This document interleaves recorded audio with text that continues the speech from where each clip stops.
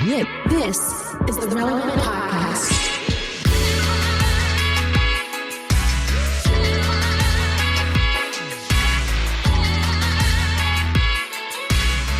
It's episode 1134, and it's the Relevant Podcast. Here in Orlando, I'm your host, Cameron Strang, and joining me from Loverland, Virginia, is Jesse Carey. Hello, hello. He's still alive. He made it through his COVID. There in Nashville, artist, producer, mogul, Derek Miner. What up, though? And just down the road there, our managing editor, downtown Emily Brown. Hey, y'all. And in LA, you know him from Social Club Misfits, new father, it's Marty. What's up? Don't have kids. It's been one of those weeks, huh? Hey, we'll suck a lot out of you. How many? Give me an average. Give me like a ballpark of. We're talking last 5 days. How much sleep total have you had? Probably around like the last week, probably like 3 hours a night.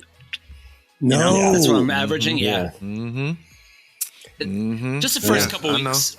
Just the first couple Hey, check this out. It get a little bit better, but then it's almost like they trade. So they trade off like sleeping in for like waking up and doing stuff like just, I'm just going to keep it. All right, let's go and rip the Band-Aid off. Like my son, neither one of my sons have peed inside the toilet yet. Like in their 10 and 12. Like they haven't done it. Like it's just Derek, there's not one time when it's just like it all goes into the toilet. It's just like it's on the wall, it's on the floor, it's on like how do you pee on the back of the toilet? Like I don't even know how. Like, it's like you remember that movie Wanted where they throw the bullet around the corner? Like it's like, are you throwing pee around the back of the toilet to hit the back? Like how does it even get back there in such mass quantities and amounts? Wow. Like, so I'm just telling you right now, bro. It doesn't end. Don't do any house project until they're out of the house. It's like when you have a new puppy. You like don't buy new rugs, new furniture until they're So you're saying it goes from exhausting to just gross, like being a parent. Yes, it's gross. Okay, Marty, do not buy any furniture for the next 12 years. I'm just letting you know right now. Wow. Whatever you have right now, just keep it. It doesn't make any sense. It's just, it is what it is, bro. Do you think it's because you have two boys, though? Would it be easier to have one? That was not my experience. I have a boy. Just have FYI. one kid. Seems a little easier. I don't even know if it's one. I think it might be just my kids. Like, I don't know if it's like child rearing in general. Toilet one time, and ever since then, they've been going crazy. It might just I'm being dramatic. They gonna hear this and they gonna give it to me, but you know, Dad, I don't do that. What the heck? My wallet got stolen. You know, listen, they're right. You gotta. You're talking about me every single week. You know. Marty, here's the good news. They're expensive, then they get gross, but at least all along the whole way, they're also very expensive. So it's fine. It's great. Yeah, they You said are expensive Target, twice. Like you guys know, Target right now is going nuts. Like even though we have everything you could ever want, we still go to Target and I'm still spending $250. And I don't want to get the cheap stuff. I want to get the Dr. Brown stuff, the good stuff. So everything is like, one button here, and I'm just last week I probably spent like $800 at Target. Wow. Yeah, baby number two, you're not even gonna buy diapers. You're just gonna be like, get one of them Kroger bags. See, okay, this is just funny to hear because before we started recording, Marty, you were asking Jesse about the joy of being the coach on your kids' like Little League team. Yeah. And so it seems like there are perks to having kids. You're excited about some things. Yeah. No, tax breaks. The tax breaks. I'm just throwing those out there. Hey, speaking of, this was the last weekend. My kids and I've said this before, my daughter loves Taylor Swift. My son loves Patrick Mahomes. So they're big Chiefs fans and who are in the playoffs. Anyway, we did go to a basketball game. My wife, in solidarity with my daughter, who was wearing a Chiefs sweatshirt, was wearing her Chiefs sweatshirt. Anyway, we go in and I'm on the bench getting the boys ready to go dominate. And my wife takes a seat in the crowd. This is 10-year-old basketball. And some guy walks up to her and goes, "I just want to let you know you're going down. You are going down." And my wife took her seat and was like, this is the most aggressive 10-year-old basketball league I've ever experienced. And then she looked over and saw that they were wearing like Bills gear, and it was directed at the Chiefs, not the kids. But maybe a little bit was directed at the kids, though. Yeah, Bills Mafia, you gotta stay out of their way. Oh no, basketball is crazy. Like, I'll put it this way. So my kid was playing and something happened and I was booing the ref. I wasn't booing the kid. They love that. I was booing the ref. One of the parents. Those volunteer refs love that. So no, it wasn't even a ref. One of the parents thought I was booing his son. So now every time my son did anything, he like, boo, boo, like he's booing my son every time he touched the ball. So I had to walk over there to him and be like, hey, bro, like, what's going on? He's like, man, you booed my son. I was like, bro, I was booing the ref. Like, the last thing that these young black men need is two black fathers booing 10-year-olds, bro. Like, I'm like, cuz I would never boo your son. Like, he did, but it was just so intense, bro. Like, Barstool Sports on IG literally like yesterday posted a clip from a 10-year-old girls basketball game, and like in the closing minutes, I saw that. They're at the free throw line, and this 10-year-old girl goes to shoot a free throw, and a parent yells, "You suck!" like right when she's shooting, like at a 10-year-old girls basketball game. And you know who it is? Because the guy, like, instantly, the wife wanted to say something, was like, "Don't say a thing." Like, they all got stiff. Like, really quick, you see the dad, like, his whole face starts to get red. It's instant regret. Like, even that guy's like, that was too far, wasn't it? I should not. Too far. He's like, dang. It's too far. Anyway, we have a great show in store for you today. Coming up later, we talked to Brooke Ligertwood. She is on the cover of the new issue of Relevant, issue 114. It debuts on Monday. This podcast is coming out on Friday. And so we're going to give you a little sneak peek of that cover story with that conversation. Also, in this episode, Emily and I will give you a preview of the issue, kind of tell you a little bit about each of the stories coming up that you'll be able to see on Monday. Also, we have your feedback at the end of the show. You do not want to miss this. We asked you guys for the next Greg Daniels mockumentary idea, and you did not disappoint. It's hilarious. I can't wait for that segment. But stay tuned. Right now, up next, it's Relevant Buzz.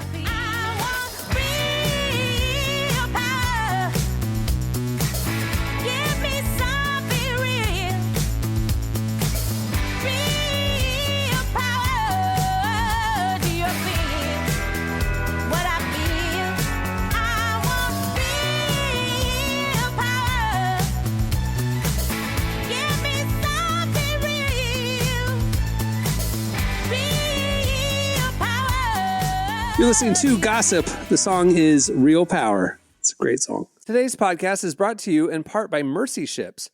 Globally, 5 billion people lack access to surgical care. In sub-Saharan Africa, there's only one surgeon for every 200,000 people. Mercy Ships provides free, life-transforming surgeries for people who have little to no access to medical care. They help the blind see, straighten twisted limbs, remove deadly tumors, treat cleft conditions, and so much more. With state-of-the-art hospital ships, they provide safe surgery to children and adults living with treatable conditions, and it's completely free of charge. They do all this work with an all-volunteer crew of professionals who donate their time and talents. Surgeons, stewards, nurses, engineers, and more make the world a better place. Your donation today provides free, safe surgeries to people in desperate need of help. All gifts are matched, so please donate today at mercyships.org/relevant. Okay, it's time for Relevant Buzz. All right, Emily, tell us what's happening this week at the intersection of faith and culture. Well, I'm sure you all saw the Oscar nominees were announced this week. Yes. Everyone on the internet has a lot of opinions, but a really big part of the conversation that I want to focus on is about who wasn't on the list, because 2023 was like a really good year for movies. I don't say that every year, but it was actually pretty good. But the nominee list doesn't fully represent that. And I know people get snubbed every year. I was gonna say it happens every year, but there were some big ones that I do think we should talk about. The first one I want to get out of the way because everyone's already talking about it is Barbie. Margot Robbie and Greta Gerwig were both snubbed in lead actress and best director categories. Dang. That was a rough one. But Ryan Gosling got nominated. So Yes. Margot didn't, but Ryan did. Y'all are kidding me. But here's the thing. Like, I feel like acting is so subjective, and I feel like you can kind of go back and forth. But with directing, because like, here's the deal. If someone told me you're a film director, right? You can, and I'm going to give you X amount of dollars, and and you got to make one of two films. One is a book about a famous scientist, and one is a movie about a famous scientist, and there's a 500-page book that you can use as source material. Oh, and by the way, the centerpiece of the movie is the coolest thing visually you can put on screen, which are atoms destructing, right? Like, it seems relatively easy to direct something. Then someone says, hey, I need you to direct a movie. Here's all you got. A Barbie doll. Figure it out. Like, it's such a harder achievement to direct. And her vision was substantive and moving and that's what I'm saying. layers. And they fought her the whole time. She talked about how they fought her the whole time. Like, they wanted to take out important scenes. Like, she fought for it and still didn't get it. Yeah. Crazy. That one was really hard. And again, like, the directors that did make it, I see the argument for all of them, but like everything you just said, like, Greta worked really, really hard. She had the most popular film of the year, which obviously doesn't mean anything. Like, popularity. It does at the People's Choice Awards. It does at the People's Choice Awards, but not at the Oscars. But I think it was also really upsetting because last year there were also a lot of really good films that specifically came from female directors, and I think people wanted more representation in that category from women. There was one woman who was nominated for Best Director, Justine Triet, for Anatomy of a Fall. Good for her. But it's just, Greta, she deserved a spot. That's a hill that I'm So very it was willing to die Oscars so white. Is this year Oscars so male? Like, is it? Well, like, they've always been male. So in the 96-year history of the Academy Awards, there's only been one year where two women have been nominated at the same time for Best Director. Cool. That's crazy. That is crazy. So that's why a lot of people were also upset, because it's like there were a lot of really strong female director contenders this year, and the fact that they only picked one is hard. Now, again, the hard part is there's only 5 spots. So who do you kick off?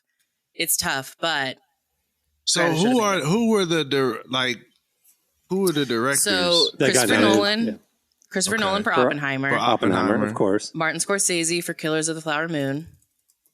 I didn't even know that movie was out. Did it do good? It's on, like, literally right now. You can watch on Apple TV. Yeah. I bet. So like, it is a heavy movie. We could go look. I love Martin, but we can go and flip him out right now. Give me another one. It's probably Derek, if you got 9.5 hours, man, I would strongly suggest. Oh, cool. So all right. So I mean, you got to keep Christopher Nolan for Oppenheimer. Sure. Martin could go. I'm cool with him going. Who else? Yorgos Lanthimos for Poor Things. I knew it was that movie was super weird too. Like that movie was so weird. It was a weird one. You could get Yugoslavia out of here. Who else? Get Yugoslavia out of here. Jonathan Glazer for The Zone of Interest. I haven't even heard about that. What that is? It's a Holocaust movie. It's a foreign film. Yeah. Oh, okay. You can't get the Holocaust out of here because of the times we in right now. Yeah. We keep Johnny Bravo in there. Okay. All right. And then Justine Triet for Anatomy of a Fall. She's the only female director. Yeah. That movie was all right. That movie was okay. All right. So it's Greta, get Martin and Greta Yugoslavia out of here and put Greta up there. I mean, Greta was way better, but yeah. This is not a hot take, but can we? There's not only are there no comedies, these are downers, man. Yes, they're pretty tough to watch. Every one of these, but that's art. That's art. But I'm saying art can be funny. Every one of these is like, oh my gosh, it's Killers of the Flower. A guy who killed himself and an interview about his wife. That's Anatomy of a Fall. It's about like finding out why he killed himself, about how he's had a terrible life. It's just a heavy movie. Oh, don't worry. You can sandwich it between one where a Native American tribe gets murdered for their land and a Holocaust film. I'm not saying they're all worthy. They're all terrible. Sad stories. Terribly sad stories. Can't we get at least just get Martin Scorsese out of here and put Barbie up here, bro? How many more do he need, bro? He don't need no more. He is, I think, officially the most nominated director of all time. Yeah. Yes, Or man. tied at least. Put Greta up here, man. Give her a shot, bro. Hey, you don't got to tell me. I'm on the Greta Gerwig train. Is there anything more debated and then quickly forgotten than the Oscars? I mean, it's like after the Oscars happen, it's like nobody ever thinks about it ever again. That's true. I forgot. Name the winner from last year. Best movie. My point. Yeah. I don't know. Means nothing. Well, it means something. But I can't remember what movie came out last year. It was Fast 8. Fast 8. That's what it is. Is it the one where they wrapped Ludacris in tinfoil and shot him into space? Yeah, that one. They retroactively gave it to Fast 5 just for that Paul Walker scene. It was like, we know this came out 9 years ago, but to be fair, nothing's been better since. When I'll see you again, been a long time. It's here still comes. We're gonna give it best Oscar for 2022 for some reason. Is it me? But it feels like the movie industry is struggling really, really bad though. Like it feels like they're struggling on par with the music industry. It feels like, are people going to see movies? Because besides Oppenheimer and Barbie, Barbie broke $1 billion, and so did Mario. Still didn't get nominated. $1 billion. Wow. And Mario too. Yeah. Well, hey, Marvel fans know how that feels. So I mean, we killing it for a long time with some excellent movies and didn't really get nominated. Is that did you use air quotes? Bro, when you said that word? You don't like anything that. Matter of fact, you liked all those boring movies that's nominated with all exactly. If it looks like a video game, names. I don't want to watch it. I want to play it. So it's like your Marvel movies look like video games. Don't nobody want to watch your movie, no 10-minute movie about gum on the bottom of somebody's shoe and how it traveled from the landfill into. Don't nobody want to watch that, bro. Like you can watch that by yourself with the rest of your white male friends. As far as me, I want to see something blow up. Like Oppenheimer. Yeah, right there. Yeah. And that's the only one that should stay is Oppenheimer. Ladies and gentlemen, for the second year in a row, the best picture goes to Fast 5. Bring them on up. Come on up. Bring Vin Diesel. Fast 5 and Fast 6. Both nominated in the same category. Is Vin Diesel even invited to the Oscars? Like, has he ever been? His first movie, Boiler Room. Also, Saving Private Ryan. Oh, yeah. Oh, I forget he's in that, yeah. He was nominated for Best Actor that has the name of a gasoline. It was a tough category. He's like, that's not even my real name. It's Vin Gasoline. Yeah, Johnny Two Cycle and Vin Diesel. It was... All right, what else do you have, Emily? Okay, well, kind of speaking of beefy men like Vin Diesel, I want to talk about great transition. Emily. No, this is a great transition. We're going to talk about Zac Efron because he was a beefy Lord Farquaad in the Iron Claw, and he didn't get a single nomination. He deserved one. So angry. That was a great movie. That was a great movie. Did y'all see Iron Claw? I saw half of it and fell asleep, but I go to sleep at 8 p.m. So you gotta understand. I'll give you that. It's very sad. It's a very sad story. I started watching. I was like, "This is great." You can't tell me that someone deserves to be nominated in a movie that you fell asleep on. Marty doesn't count. It doesn't work. It's a true story. It's like the Bible. It's like I know what's gonna happen. That's number one. Number two, you fell asleep on this man's acting, bro. I bought the movie. He did buy the movie. I did buy the movie. Next topic, Emily. Marty went to sleep. It's over. I did illegally download it on the Fire Stick. I'm just gonna be honest with you. Here's the pitch. Here's the pitch for that movie. Somehow we made professional wrestling unfun and boring. the one topic that's like, hey, at the end of the day, it's professional wrestling. How non-entertaining could it be? I mean, we found a way to make it sad and boring. What do we call this movie? Iron Claw. How do you make a movie about fake wrestling boring? Listen, it's a real story. It doesn't like focus on the wrestling part. There's like a family. It's a wrestling family. The Von Erichs. True story. And it is like maybe one of the saddest stories. What's crazy is like the actual story is sadder, but the director was like, we actually had to cut out, like there's a whole brother that's missing from the film. Yeah. Because they're like, his you're story. Really making me want to see it. Believe it or not, it could have been sadder. You don't want to see Zac Efron going to sports clips? He was incredible. Derek, have you seen the pictures where he's like super, super swollen? His hair looks like Lord Farquaad's got this weird like bang situation That's going how on. they look too. Oh my! You said he looked like Lord Farquaad. Look it up on your computer real like quick. Iron Lord Claw. Yo, Even the real, I mean, he looked like the real guy, and they would do Pizza Hut commercials. It's like a real story. It's crazy. Oh my gosh, this is the best podcast I've ever heard in my life. This is crazy. I'm Long looking story at him short, right now. He do look like Lord Farquaad. He does. And any man that is willing to look like that deserves an Oscar nomination. Okay. No, he don't. All right, Emily, what else we got this week? Other than Oscars. Oscars, no. Other than Oscars, yeah. Moving on to music news. It's kind of the end of an era for music journalism. I don't know if y'all saw this, but Pitchfork, which is like the snarky music review site, is going away. Whoa. Sorry. We can't. I don't want to reduce it to that. Let's pour one out for Pitch. I think that is the perception, but for a long time, Pitchfork was the purveyors of. They were the tastemakers. Now, I understand calling them snarky, but I also think it was. The paragon of taste integrity for a generation of music fans. Now you can disagree with their taste, and they had a lot of revisionist history over time. I think that was one of the criticisms about them. But at the same time, they cared more than anyone. And I think, sometimes that would come across as snark, but I do think, it is a complicated institution, but I don't want to reduce it to just their sharp elbows. They done snarked themselves out of business. Did you work for them for a short time? But Pitchfork was instrumental in the era that Relevant was coming up too. I mean, they were indie tastemakers. They made and broke careers. I mean, they really were highly influential. Yeah. And Condé Nast, who owns Pitchfork, is folding it all. They laid off, most of the staff. They folded it into GQ. So the brand's going away. Some of the writers will live on inside of GQ.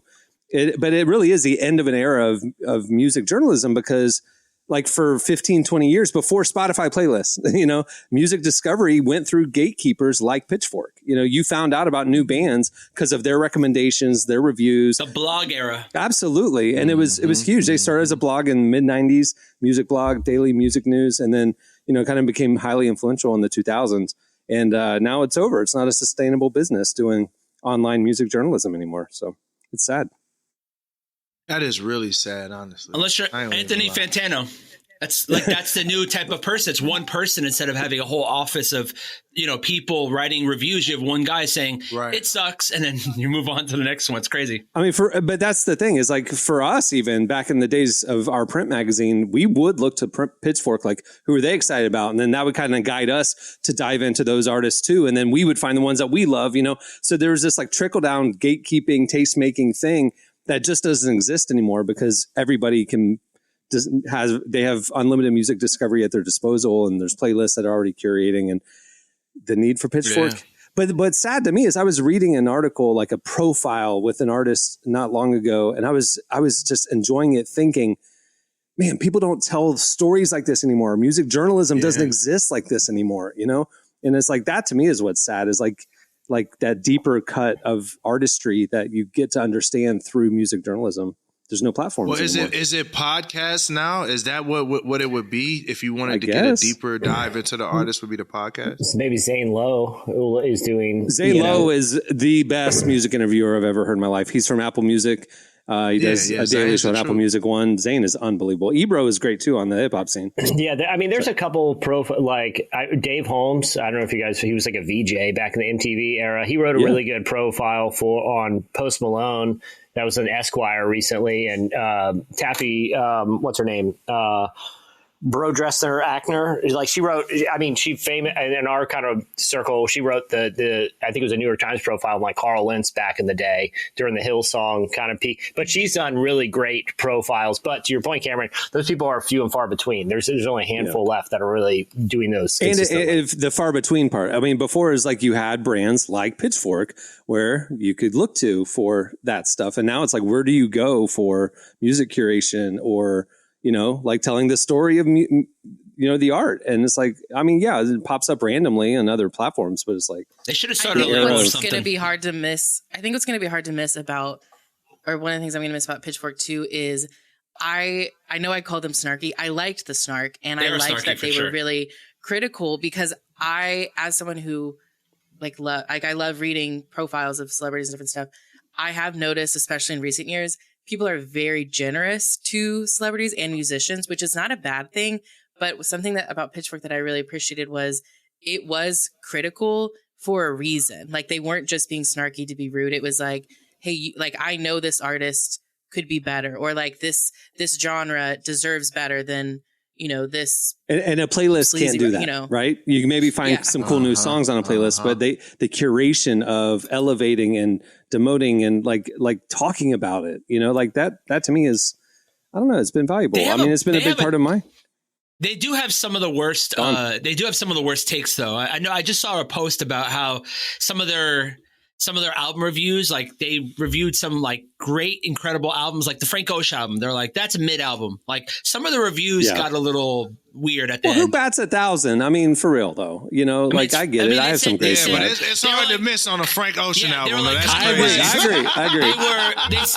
They said Take Care was like 6.8. They said like all the iconic albums that grew better, that got better, they would crap on them almost. Like all the Frank Ocean's albums, all Kanye West album, they said Yeezus was like a 4 point, which I would assume that they would like that because it's so forward, cool, hipster. Yeezus was very forward thinking, and then they gave it like a 3.8 or something like that. There's a show on Netflix called Loudermilk. Ron Silverstone from Office Space stars in it. Yeah.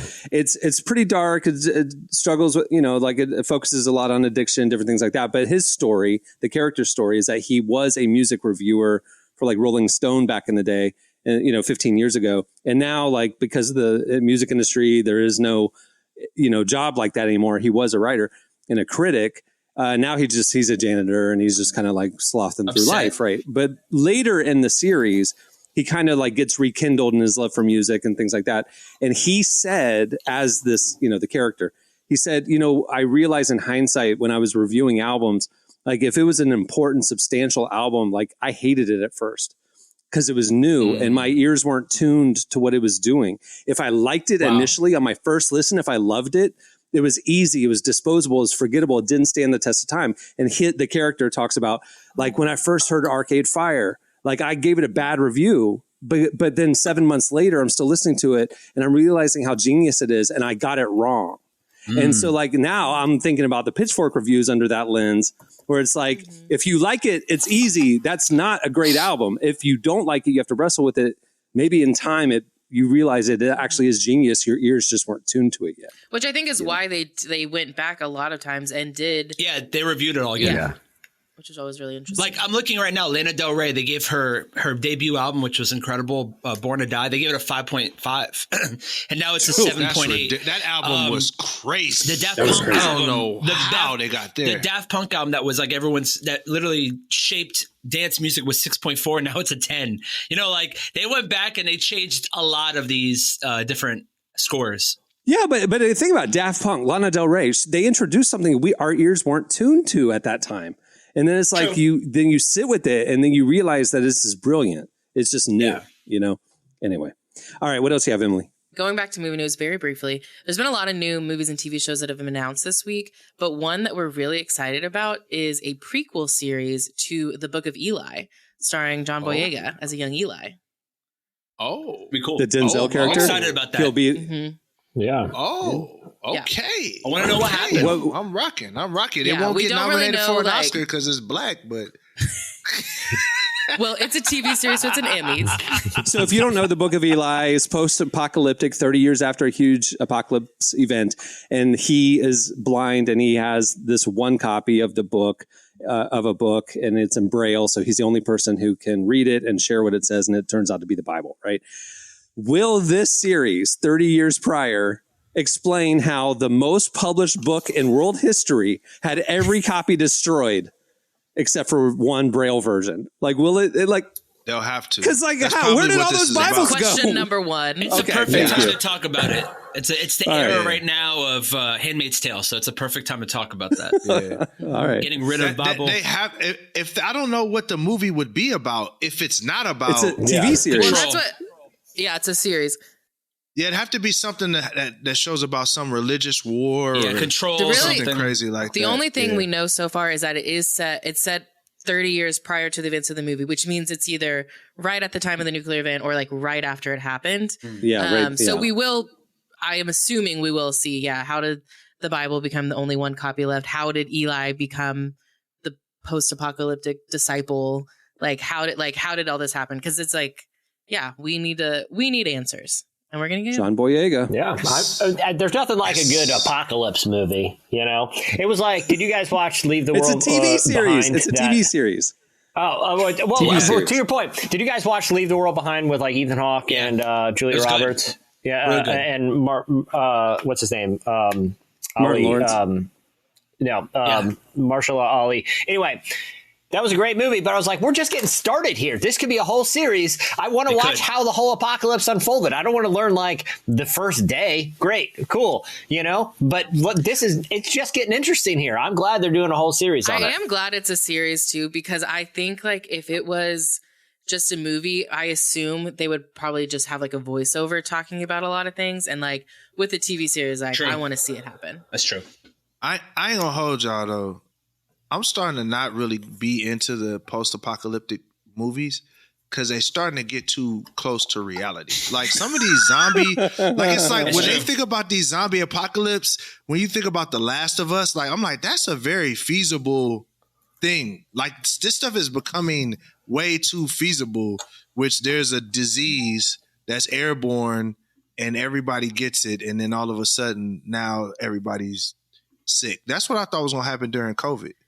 You know what I mean? I was terrified. But there also, there has always been a history of really these crazy movies that have always end of the world. Like there's a movie called 1984 that talks about, bombs being dropped, really iconic. So I guess like there is an obsession with this idea, like what if it all ends? Like what if, and then it's funny because I think the movie we were just talking about is great because the girl's obsession with nothing that's happening and only obsession with friends is such a funny element of the movie that really tells like about society. Like we don't care. We just want to be entertained right now. Like she wanted to know the end of Friends.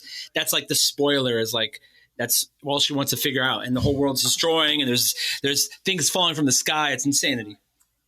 All right. I gotta watch it. It's worth it. It's worth the watch. Yeah, it's a good watch. All right. Well, that'll do it for Relevant Buzz. Make sure to check out relevantmagazine.com every weekday where we're covering the intersection of faith, life, and culture. Thanks, Emily. All right, stay tuned. Up next, Brooke Ligertwood joins us.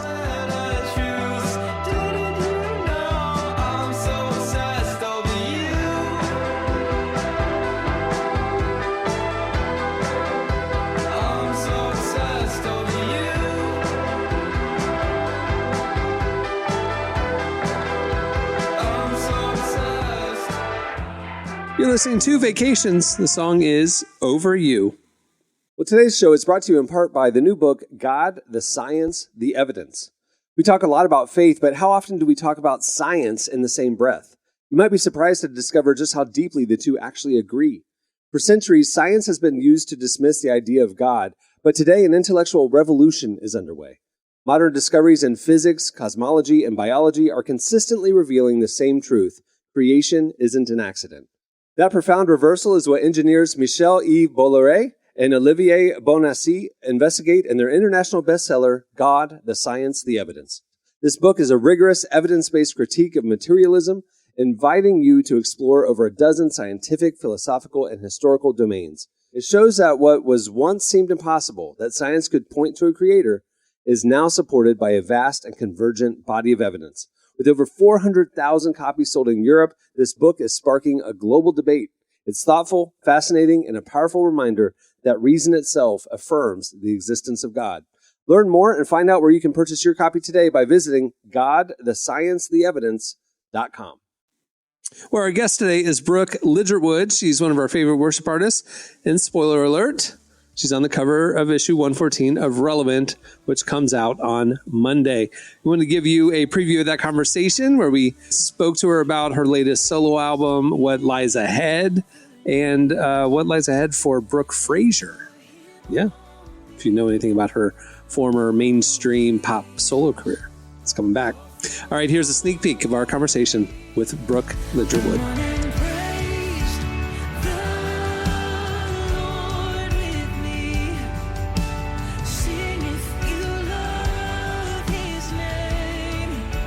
Now that your latest album, 8, is out there, what has been one of your most memorable moments from making this album?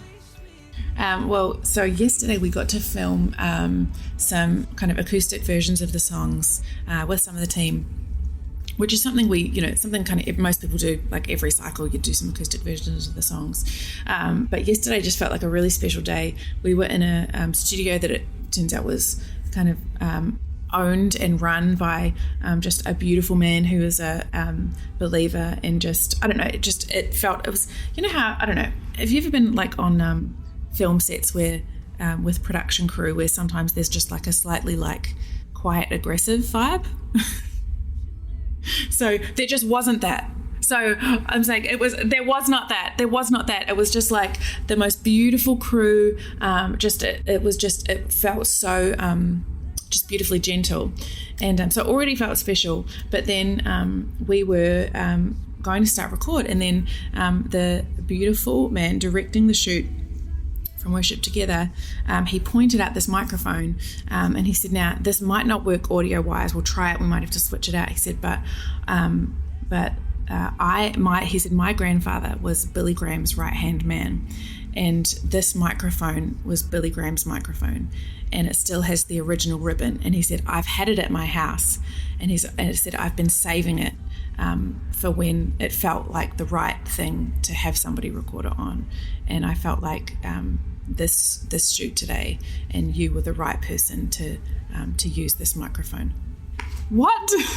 And so we got to pray together before we started filming, and we kind of were all standing in a circle, but just naturally where the room was placed, that microphone was in the middle. And so I just kind of drew our attention to that microphone, and we just talked for a moment about what that represented, about the voice, the life of obedience that voice had spoken into, and also the words that had been spoken into that microphone, which is of course the gospel, and that it causes us all to pause for a minute and think about the heritage that we are all standing in, that actually none of us would be standing here if it wasn't for people like Billy Graham and the generations who have gone before us, who were faithful with the gospel in their generation. And it just became the perfect kind of framework for the whole day. And so we had a pretty special day yesterday. It was amazing. Yeah. That is incredible. I have chills. And I love that you had a moment to kind of take it in and self-reflect in that moment. I'm curious, are you a naturally reflective person? I think I'm naturally probably a pretty reflective person. And I guess I think a lot about what it means to live in obedience that is of consequence, and that we don't get to, like, I was reading recently, like Dr. Charles Stanley passed away in the past year, and I was just reading a little bit about his life, and one of my favorite things that he used to always say was obey God and leave all the consequences to him. And really an obedience of consequence happens when you obey God without regard for the consequence, which I think is a pretty countercultural way to live.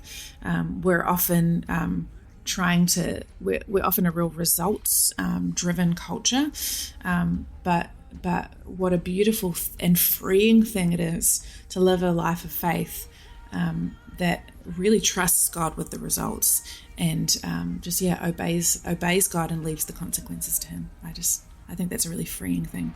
Yeah.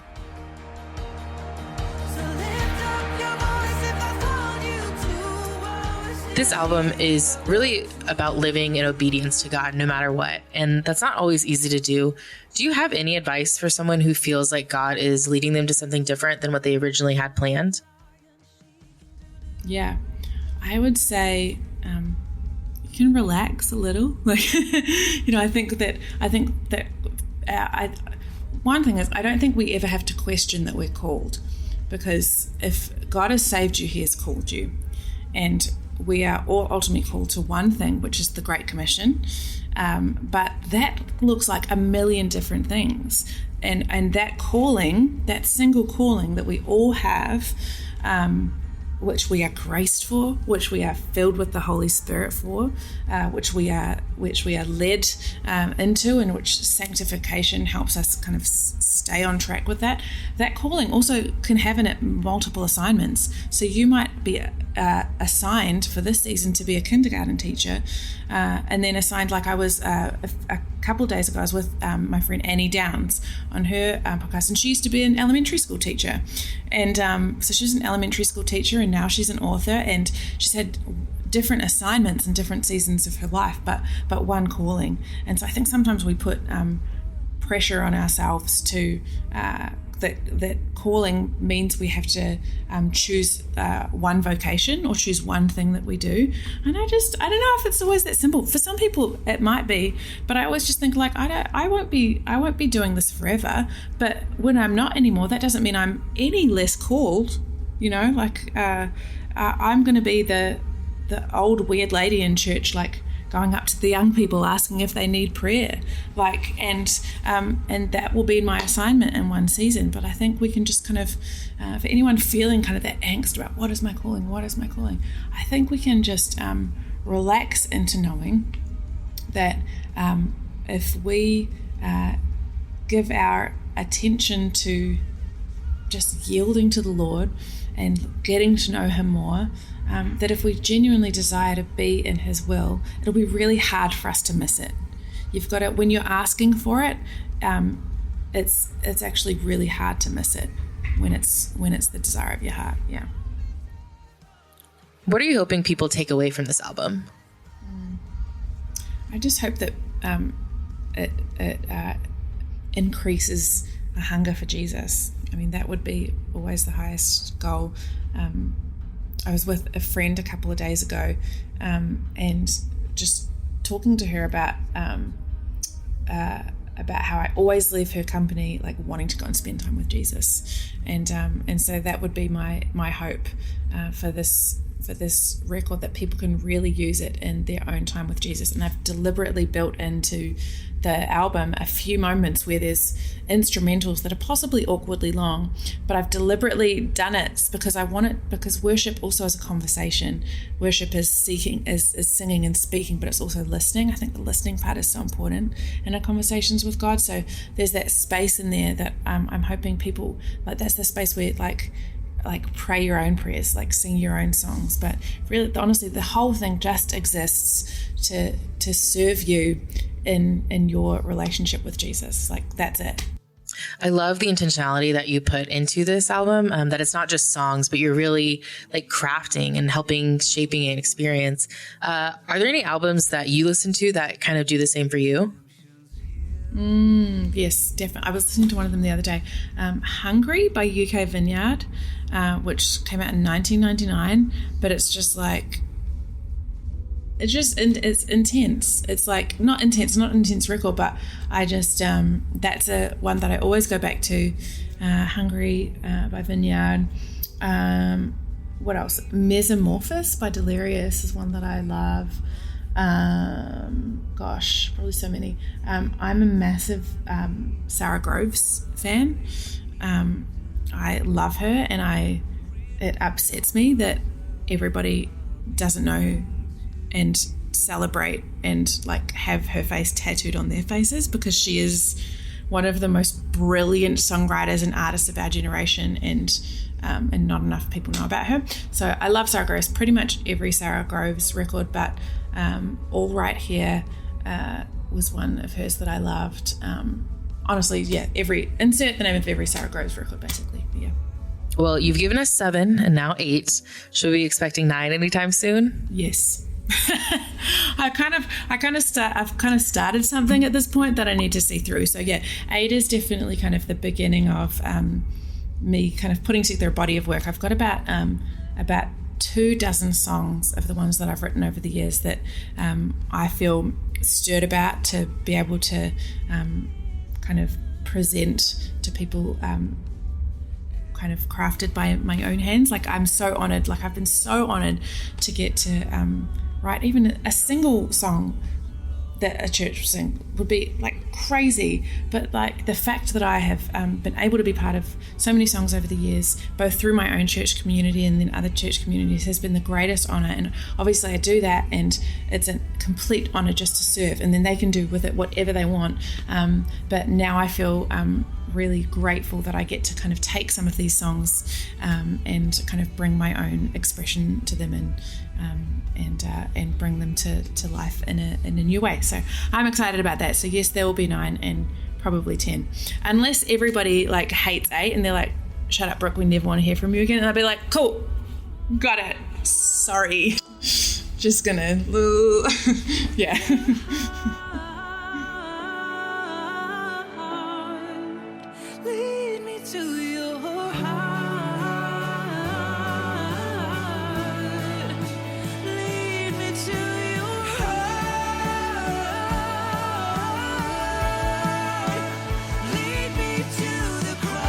That was Brooke Ligertwood. Make sure to read the full feature profile, sit down we have with her in the new issue of Relevant, coming out on Monday, issue 114. Check it out at relevantmagazine.com. All right, stay tuned. Up next, actually, Emily joins me to tell you a little bit more about that issue. It doesn't make it better that I went first. We don't talk about it. We don't talk about it. If it happened to me, it'll happen to her. What the girls went through, yeah, they didn't deserve it. We don't talk about it. We don't talk about it, no.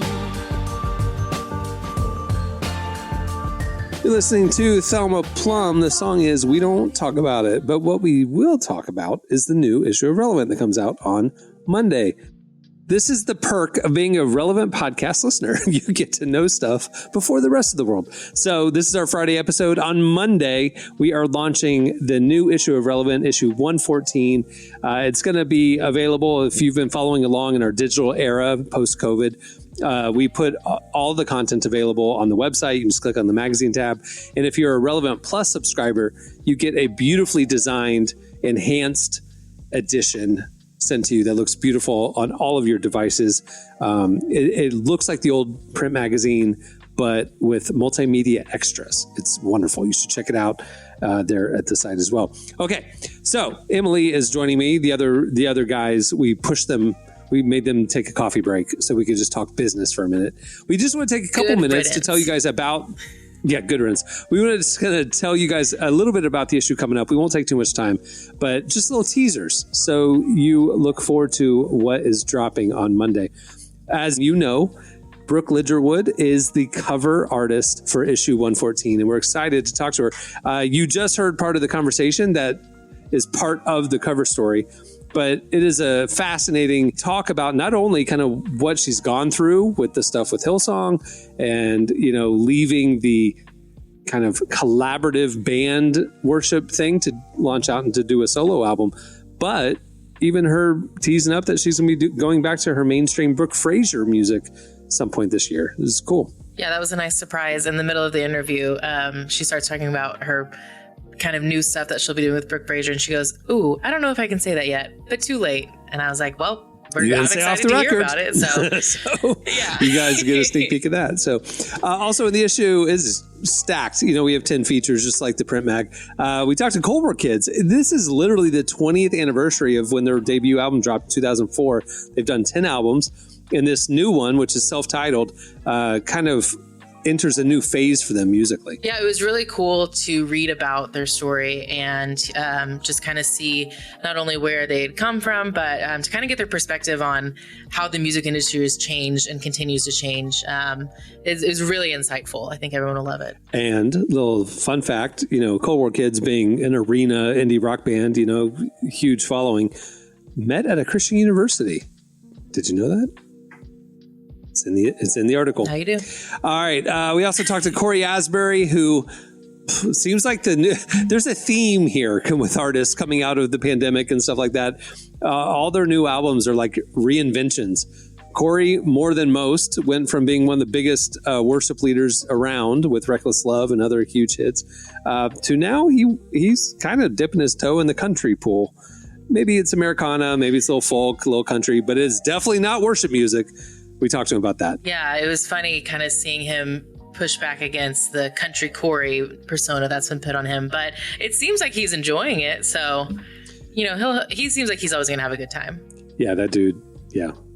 If you don't follow him on TikTok, do yourself a favor. You're missing out. Yeah, you should. All right. We also talked to, when you talk about your friends, you don't want them to hear you talk about them. So we asked Derek to leave this segment because Derek's in the new issue. He's in an interesting phase of his career where he doesn't really fit Christian hip hop anymore. He's making great music, but he just doesn't feel like he fits that mold. So he's kind of leaning into a new third way. He's calling it vigilantes type stuff. We talked to him about all that. Yeah, I actually got to do that one. And there was a little bit of added pressure because I'm actually friends with Derek. And so I was like, this has to be a really, really good one. So I'm interested to hear what he has to say, but I don't want him to give me feedback to my face. You will not hear it on the podcast. It's a good piece. It's good. And if you've been, following Relevant for these last couple of decades, you know that we don't fit the mold thing is our MO. I mean, that is our worldview. Like, we love the church, but we also can chew the meat and spit out the bones. We can see things that need to get better. We can see the cheesiness of the Christian music bubble. We just kind of navigate in the real world with a real love for God. God should be relevant to all parts of our life, not just the Christian sanitized version of our life. And Derek is kind of finding himself in that lane now. I feel like we've corrupted him successfully. So I'm proud of that. Mission accomplished. Yeah, I'm proud of that. All right. We also talked to one of, I will admit, Emily was a little bit more starstruck than me, with Julie Chen Moonves, who I know as a news anchor, and I knew she was on The View or something like that. And she's just famous. Like, Julie. But Emily knows her from Big Brother. See, I've never watched Big Brother. Emily got a little starstruck about Big Brother, but something happened in her life in the last few years where she got saved. She was here on the podcast telling that story. It's a fascinating story. We go deeper into it in this feature.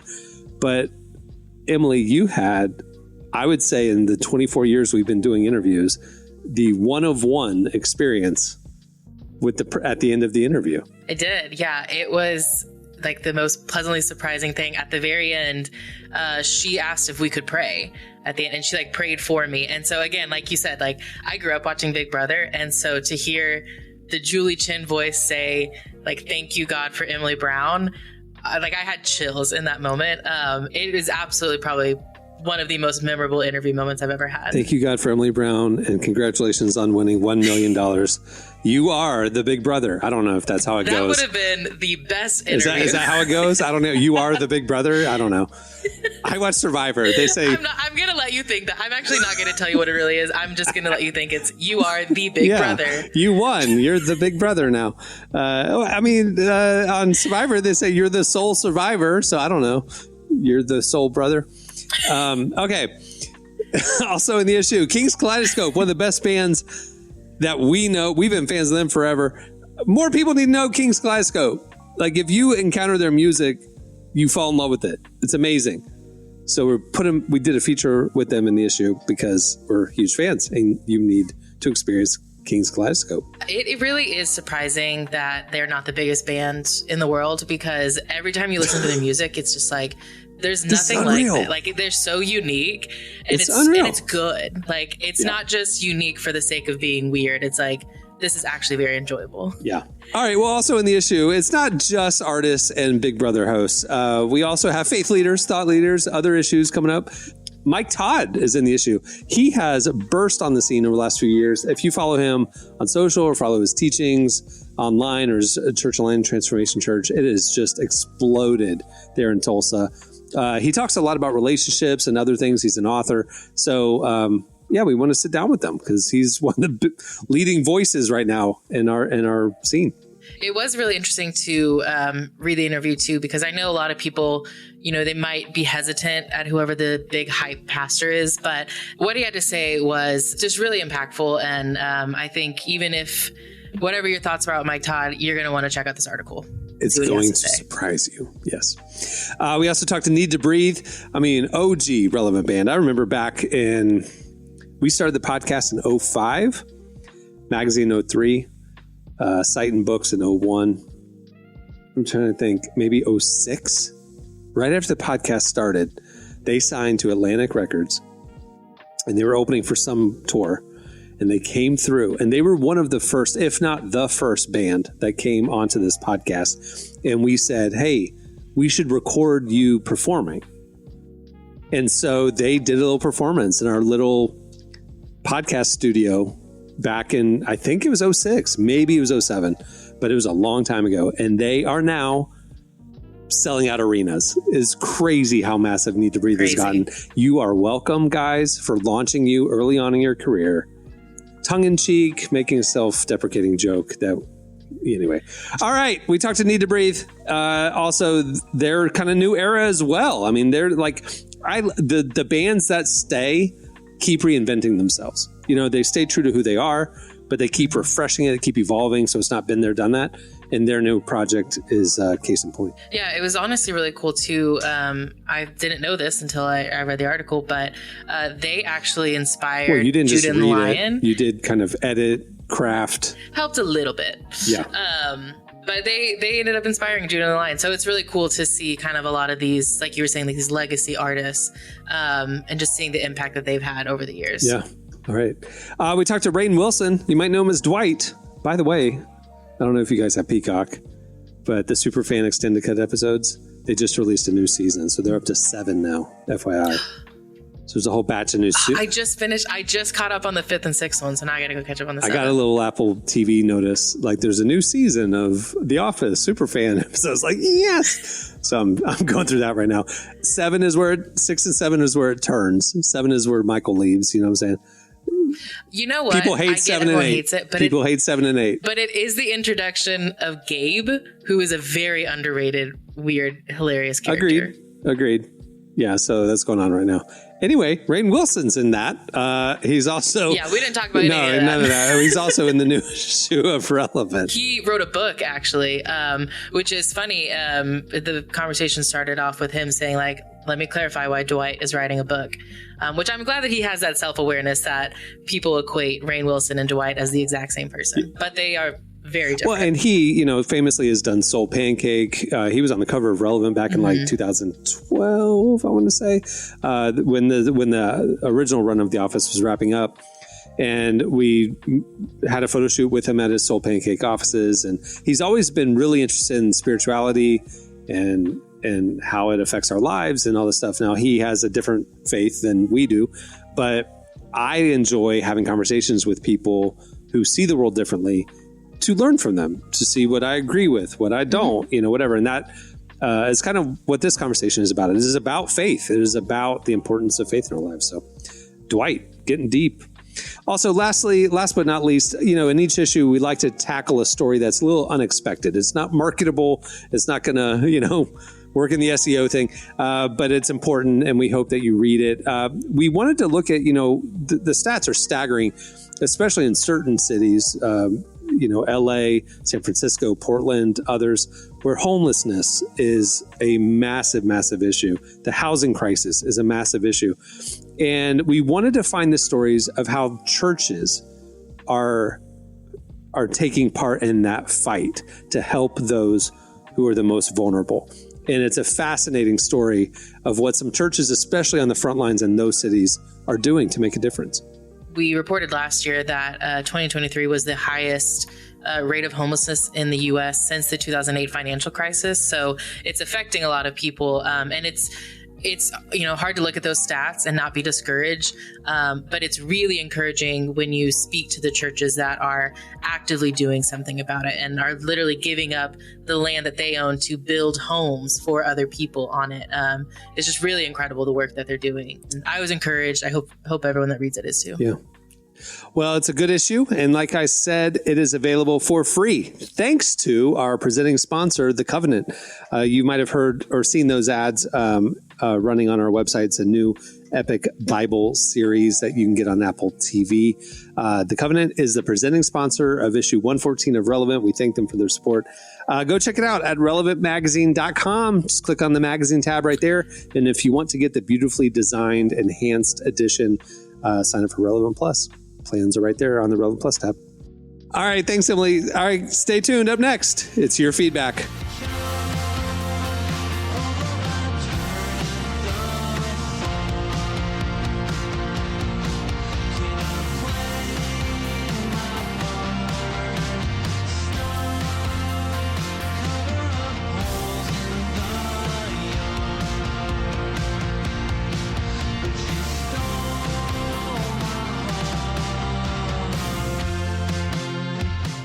You're listening to Hotline TNT.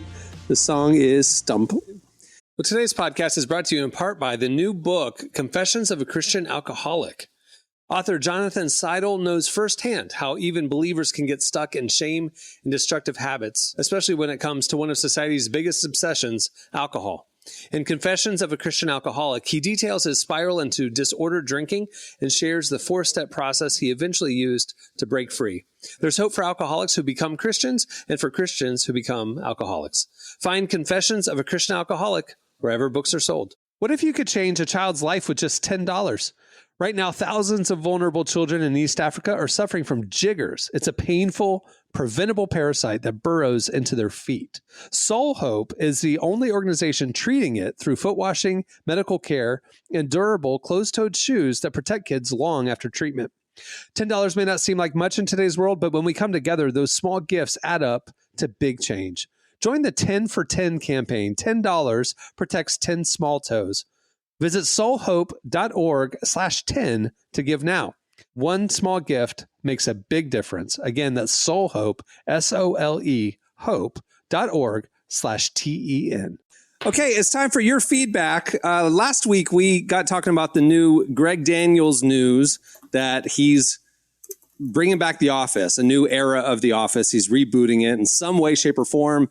They are in the writer's room right now trying to figure out all the details. No old characters, all new, something. It got us talking about Greg Daniels' mockumentaries and what he should do next. Like after he did the original Office, he did Parks and Rec, which is set at a small town city government. What other things should Greg Daniels' mockumentaries tackle? You hit us up on X at Relevant Podcast and wherever else we posted this question. Here's a few of our favorite replies. You guys came through. These are great. These are great. I'll do the first one because I have an HOA board.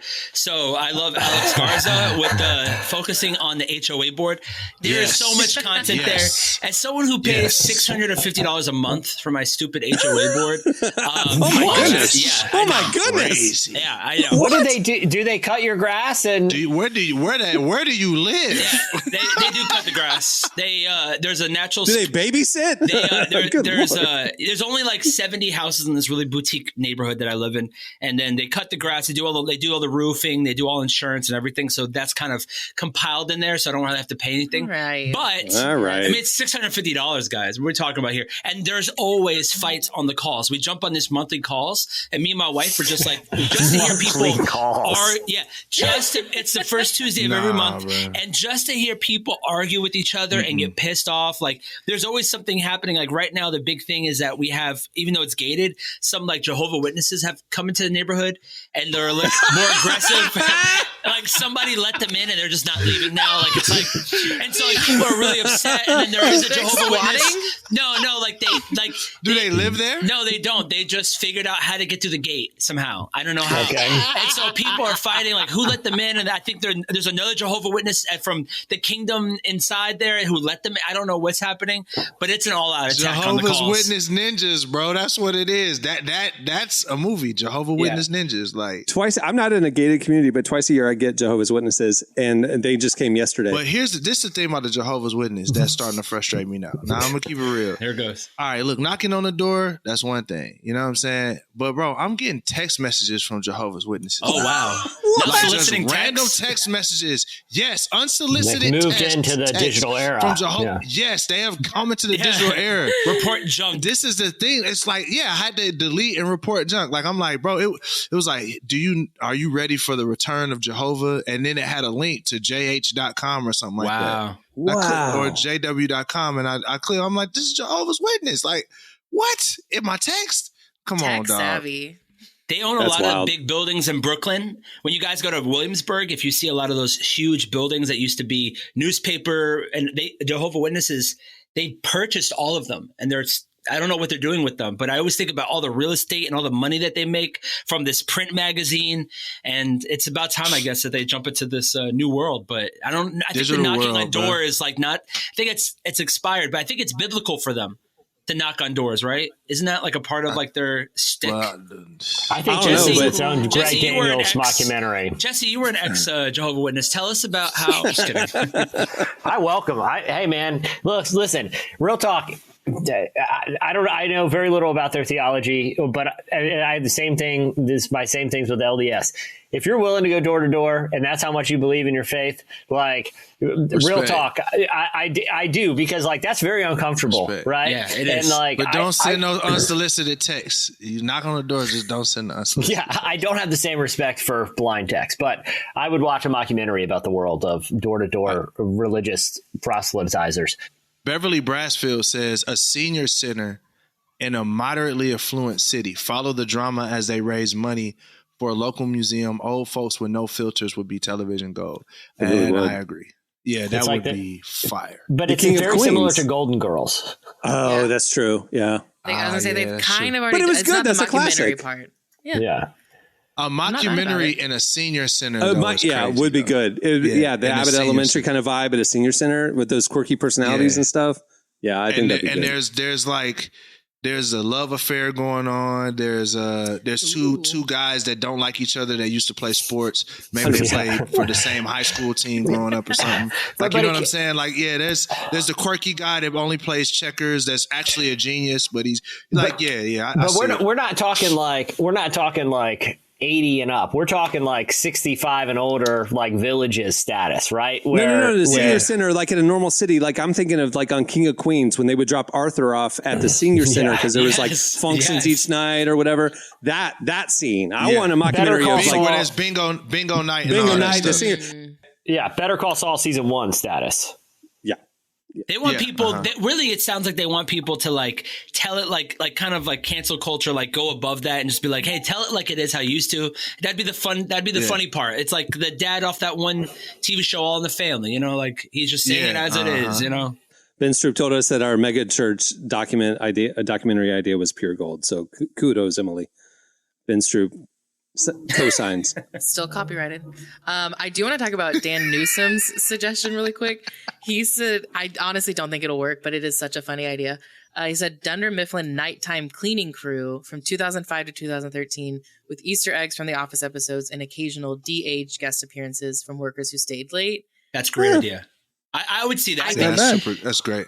That feels more of like a short. Like I don't think you can make an actual series out of it, but because you occasionally saw the cleaning crew, like occasionally cobwebs, right? Remember? Yeah, when they stayed late, they locked themselves in the parking lot, and the cleaning crew came. It'd be like all times. Latin people. It'd be funny. I don't know. I just feel like it would be. I do feel like it's like 10-minute webisodes or 5-minute webisodes. It's shorts, you know. Yeah. Aaron has one that says something that hasn't been overdone, but that people are so familiar enough with to get the humor. How about a restaurant? We've had tons of reality and drama shows about them, but not really a mockumentary series. I like it. So basically The Bear with Greg Daniels is what the suggestion here is. No, that's fine dining. I think it's more like, what was that Ryan Reynolds movie where he worked at a restaurant? Waiting. Or even like the Office Space movie where she worked at a restaurant, a TGI Fridays type thing. I think it's exactly. I think it's one of those types of vibes, not The Bear. Or like a fast food restaurant. Like, I feel like there's definitely some stuff there. Yeah. Fast food restaurant could be dope. Like a good burger. Good burger, but like a mockumentary or something along those lines. I can see it. Did that movie ever come out, by the way? Good Burger 2? Sadly, yes, on Paramount Plus. It was the #1 streaming thing on Paramount Plus for a day, and then it went away. Nobody knew it came out. Poor Kel. Very sad. Poor Kel. Rough. Yep. He was camping on that for a while. All right. Well, there's more where that came from. He was, and then it came and went. Nobody noticed. Oh, so sorry. All right, go check out our replies. There's a lot more where that came from. Okay, it's time for this week's Editorial question of the week. Hey. Well, at the beginning of the show, Marty was telling us he's sleeping 3 hours a night, and Derek said, "Don't worry, it gets worse. Your kid, as he grows up, will pee on everything." So here's what we want from you. Here's what we want from you is parenting advice for Marty. We want your best and worst parenting advice. Hit us up on X at Relevant Podcast, and wherever you see us, post the question, and we will give your advice to him on next week's show. Parenting advice for Marty. That's great. I like it. Well, before we wrap things up, we want to thank Brooke Ligertwood for joining us. Be sure to check out the cover story we have with her in issue 114 of Relevant, which debuts on Monday. Like I told you, just go to relevantmagazine.com, click on the magazine tab. It's there. You can read the contents for free. But if you want the beautifully designed, ad-free, enhanced edition, sign up for Relevant Plus while you're there at the site. It's worth it. All right. On that note, we'll wrap it. I'm Cameron Strang. I'm Jesse Carey. I'm Derek Miner. I'm Emily Brown. I'm Marty. All right. We'll see you on Tuesday. Have a great weekend, everyone.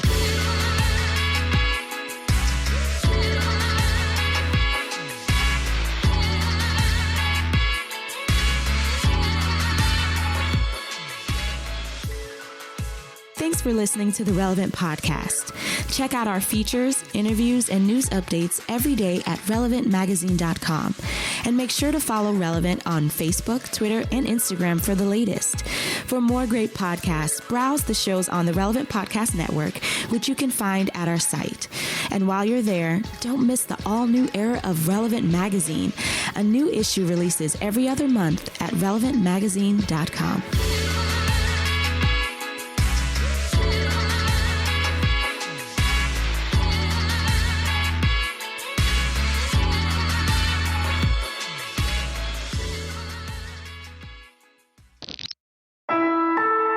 Relevant Podcast Network.